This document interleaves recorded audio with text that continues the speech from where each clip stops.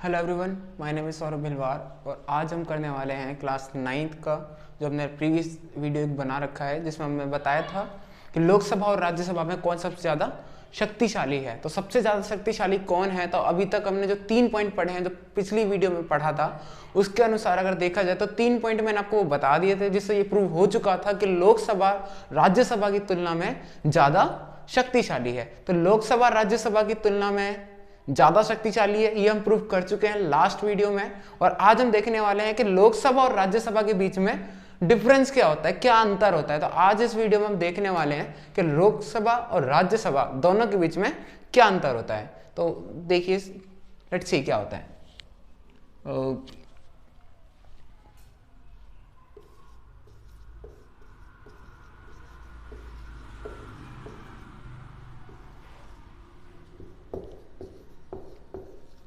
लोकसभा और राज्यसभा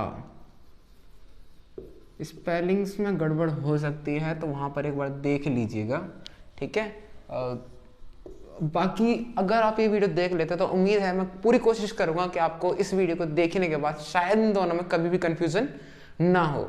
तो कोशिश देखते हैं कि क्या होता है इन दोनों के बीच में अंतर, ठीक है। तो लोकसभा और राज्यसभा दोनों के बीच में क्या अंतर होता है, तो दोनों के बीच में एक अंतर है, बहुत बड़ा अंतर है, छोटा अंतर नहीं है। लगभग हम यहाँ से 5 से 6 अंतर यहाँ से हम निकाल कर आपको दिखाएंगे, तो जिससे कि आपको समझ में आ जाएगा कि लोकसभा और राज्यसभा दोनों नाम के बीच में आप जो कंफ्यूजन होते हो, ठीक है, जब आपको इसके अंदर की चीजें पता लग जाएगी तो शायद आप कंफ्यूज ना हो। आज देखते हैं, आज इसको यही कोशिश करेंगे कि आप शायद आने वाले समय में आप इन दोनों शब्दों में कभी भी कंफ्यूज ना हो।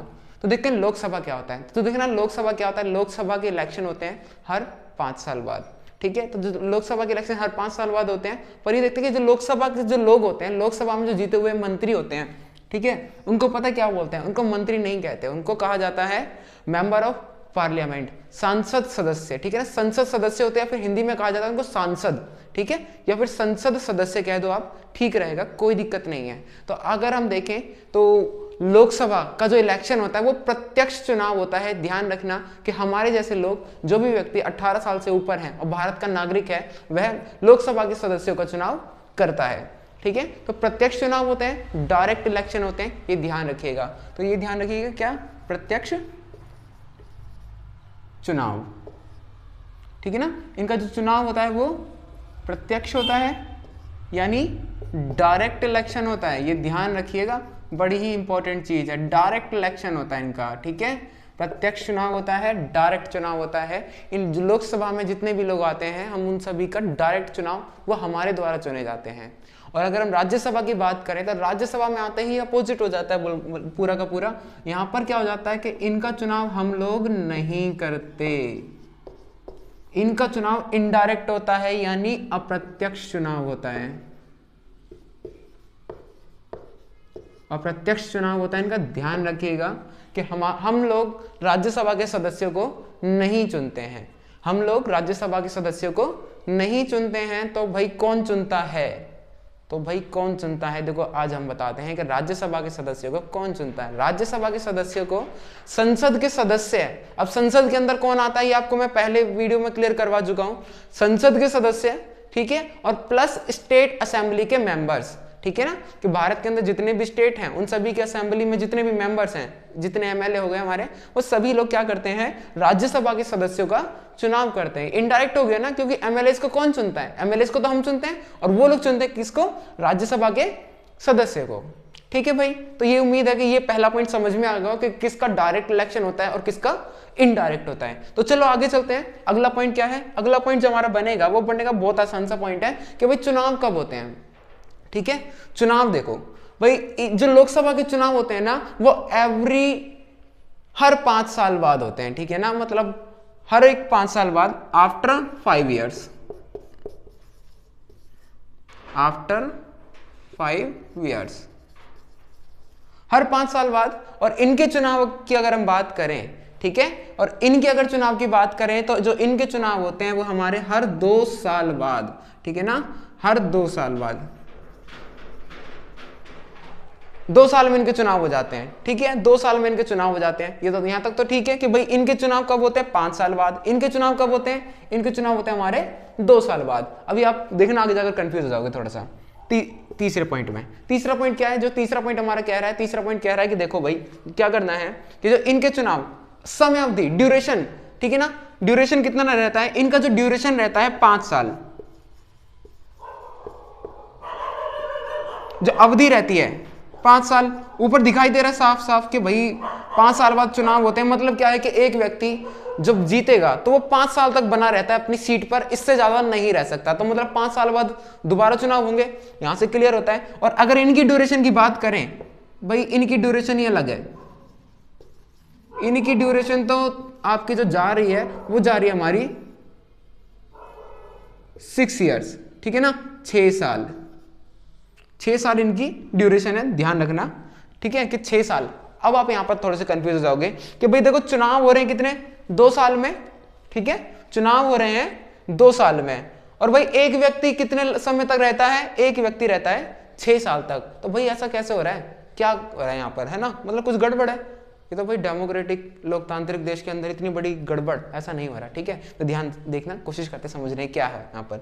तो भाई देखना यहाँ पर तो 5 साल बाद चुनाव होते हैं और सभी को हटा दिया जाता है कि चलो भाई हट जाओ यहाँ से, ठीक है, तुम हट जाओ यहाँ से, तुम यहाँ पर बने रहो, ठीक है ना। 2 साल बाद चुनाव होता है, बट सबका चुनाव नहीं होता। यहाँ पर जो चुनाव होता है वो 1/3 लोगों का होता है। मान लीजिए कि राज्यसभा के अंदर, ठीक है, राज्यसभा के अंदर 60 सीट हैं, ठीक है ना, 60 सीटें हैं कुल मान लीजिए, पर है नहीं है, ठीक है कितनी वो आगे बताऊंगा मैं आपको, ठीक है। लोग राज्यसभा के अंदर कितनी सीटें हैं, 60 सीटें हैं, मतलब 20 यहाँ 20 यहाँ और 20 यहाँ, ठीक है। तो कुल मिलाकर 60 सीटें होगी राज्यसभा हमारा, ठीक है। 60 सीटें, तो सबका चुनाव एक साथ नहीं होगा, यहाँ पर सबका चुनाव एक साथ में नहीं होगा, ठीक है। इनका चुनाव मान लीजिए 2014 में हो गया, ठीक है, तो कुल मिलाकर 40 लोग भी बचे, ठीक है। यहाँ पर नए लोग आ गए 2014 में, ठीक है भाई। अब यहाँ इनका चुनाव जो होगा 2016 में होगा।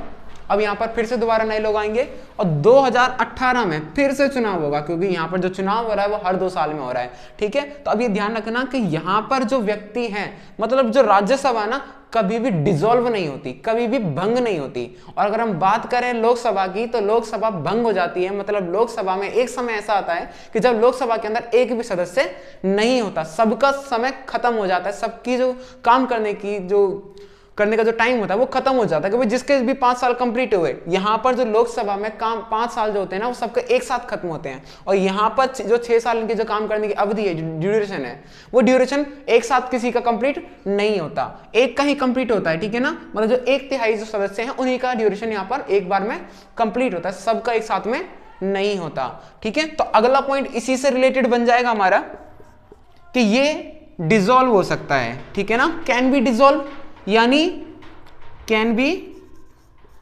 डिसॉल्व,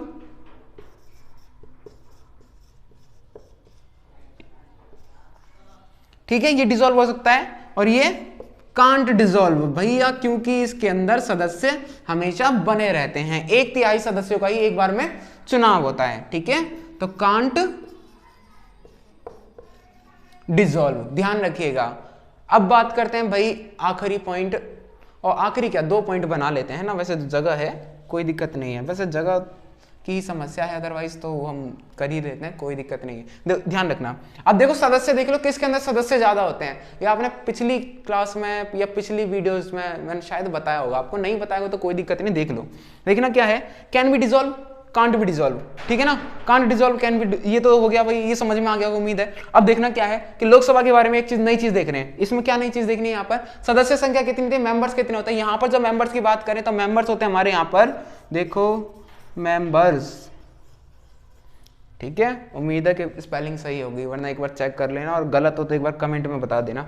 मेंबर्स है, ठीक है, कितने मेंबर्स हैं, मेंबर्स हैं हमारे यहाँ पर अगर हम बात करें तो देखना होते हैं हमारे 543 सदस्य होते हैं। लास्ट टाइम मैंने आपको बताया था कि जब ज्वाइंट सेशन होता है तो लोकसभा की बात को, जो लोकसभा जो बात कह रही होती है उसकी बात को ज्यादा प्रमुखता मिलती है, क्योंकि उसके सदस्य होते हैं 543। सब ज्यादा बता दिया, 543 ज्यादा है तो मतलब 543 से कम ही होंगे यहाँ पर।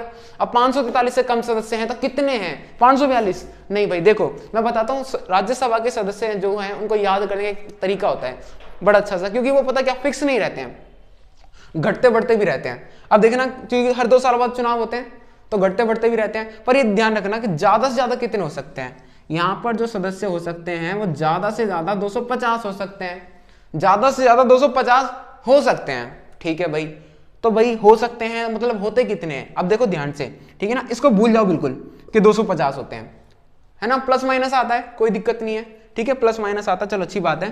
देखो 233 सदस्यों का चुनाव होता है राज्यसभा के अंदर, ऐसे इलेक्टेड ऐसे मेंबर होते हैं जिनका चुनाव होता है, ठीक है, और प्लस 12 ऐसे होते हैं जिनको नॉमिनेट किया जाता है बाय प्रेसिडेंट, ठीक है ना, प्रेसिडेंट के द्वारा यानी राष्ट्रपति के द्वारा 12 सदस्यों का चुनाव करवाया जाता है। और बचे 5 ऐसे जिनको जब राष्ट्रपति को लगता है कि भाई कोई भी ऐसा मुद्दा, विशेष मुद्दा आ गया है जिसके ऊपर विचार करने के लिए हमारे पास उनके स्पेशलिस्ट लोग नहीं है, तो उन लोगों को जरूरत पड़ने पर 5 लोगों को राष्ट्रपति जो हमारा प्रेसिडेंट है, प्रेसिडेंट साहब उनको क्या कर सकते हैं, अपॉइंट कर सकते हैं, ठीक है। तो 233 का चुनाव होता है। अब ये जो 12 को नॉमिनेट किया जाता है बाय प्रेसिडेंट और 5 को भी नॉमिनेट किया जाता है बाय प्रेसिडेंट, ठीक है। अभी जो 12 होते हैं इनको नॉमिनेट क्यों कर दिया जाता है फ्री में, किसको कर सकते हैं, आपको भी कर सकते हैं जी, हमको भी कर सकते हैं, किसी को भी कर सकते हैं ना। अब देखो ऐसा नहीं है, ठीक है ना, कि किसी को भी कर दें।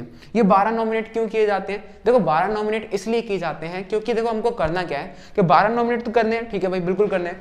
12 नॉमिनेट उन लोगों को किया जाता है, मान लीजिए कुछ लोग हो गए, अगर हम बात करें कि बॉलीवुड से संबंधित हमें कोई एक रूल और रेगुलेशन बनाना है, एक लॉ बनाना है। आपको क्या लगता है कि जब मंत्री जी होते हैं हमारे, जितने भी जो नेता लोग होते हैं जो चुनाव लड़ते हैं, इनको चुनाव लड़ने के अलावा और क्या आता है, ठीक है, क्या इनको चुनाव लड़ने के लिए शूटिंग भी करते हैं क्या है, या इनको बॉलीवुड से संबंधित कोई नॉलेज होगी, नहीं हो सकती ना, बहुत ही कम होगी, या फिर होगी भी थोड़ी ज्यादा नहीं होगी। तो इसकी अच्छी नॉलेज किसको होगी पता है, इसकी जो अच्छी नॉलेज होगी ना वो होगी हमारे जो एक्टर्स हैं, हमारे एक्ट्रेस हैं, उनको पता होगी। तो पता है क्या, ऐसे ही लोगों को, ठीक है, स्पोर्ट्स हो गए, मतलब अलग अलग सेक्शन से इनको बुलाया जाता है, स्पोर्ट्स हो गया हमारा, बॉलीवुड हो गया, अलग अलग जगह से इनको बुलाया जाता है। आपने सुना होगा ना, देखा होगा आपने, अमिताभ बच्चन ये भी कभी ना कभी राज्यसभा के सदस्य बने हुए हैं, सचिन तेंदुलकर क्यों बने हुए हैं, क्योंकि ये एक स्पेशल कैटेगरी से आते हैं, ठीक है ना, स्पोर्ट्स कैटेगरी से आ गए, बॉलीवुड कैटेगरी से आ गए, मतलब इसमें बहुत अलग अलग कैटेगरी से जो लोग आते हैं ना, तो इनको नॉमिनेट किया जाता है बाय प्रेसिडेंट। कहां पर नॉमिनेट किया जाता है, लोकसभा में नॉमिनेट नहीं किया जाता, कहां पर कहां पर नॉमिनेट किया जाता है,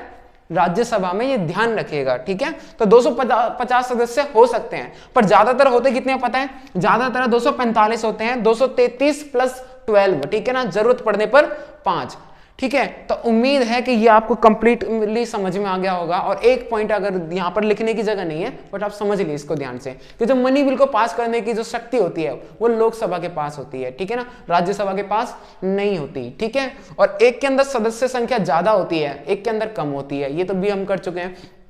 अब एक चीज और ध्यान रखना, जो कॉन्स्टिट्यूशन के अंदर मेंशन नहीं है, कि देखो एक जो हमारा राज्यसभा है इसको अपर हाउस कहा जाता है, इसको उच्च सदन कहा जाता है, और राज्यसभा लोकसभा की बात करें तो लोकसभा को निचला सदन यानी निम्न सदन यानी लोअर हाउस कहा जाता है ना, अपर और लोअर, ठीक है। तो उम्मीद है कि आपको अपर और लोअर के बीच में अंतर पता होगा, है ना, एक को लोकसभा एक को राज्यसभा, है ना, एल से लोकसभा यानी लोअर हाउस, ठीक है, और इसको राज्यसभा यानी अपर हाउस, ठीक है। तो सदस्यों की संख्या और अगर हम बात करें चुनाव, इनकी समय की अवधि, किसकी क्षमता ज्यादा है, किसके पास कम पावर है, तो ये आपको पता लग गया। तो अगर समझ में आए हो वीडियो, है ना, तो देखेंगे आगे आने वाली वीडियो में कि आप चीज़ें समझ में आ रही हैं तो ठीक है, अगर नहीं आती हैं तो एक बार कमेंट में बता दीजिएगा कि जो चीज़ आपको नहीं समझ में आई है, और आपको इस चैप्टर से संबंधित जो भी वीडियो चाहिए होगी, है ना, तो कमेंट सेक्शन में आप बता दीजिएगा।